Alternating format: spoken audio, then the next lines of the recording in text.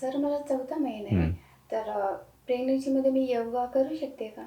Madam, जर तुम्ही मला विचारलत की तुम्हाला जर चौथा महिना असेल आणि चौथ्या महिन्यामध्ये बऱ्याचशा तुम्ही यूट्यूब बघितलं असेल किंवा रील्स बघितलं असेल तर योगा करणं सांगतात.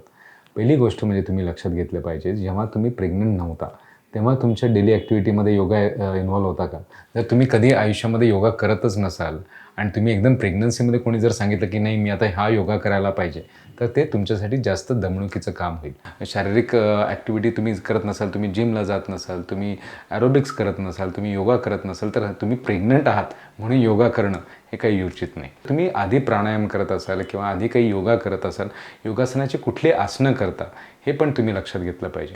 काही लोक मला विचारतात की मला 7वा महिना आहे आणि 8वा महिना आहे आणि काही योगाचे आसनं सांगितल्यानंतर नॉर्मल डिलिव्हरी होते.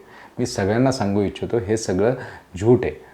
अशा कुठल्याही योगासनाने किंवा कुठल्याही योगाने आपण नॉर्मल डिलिव्हरी होऊ शकत नाही.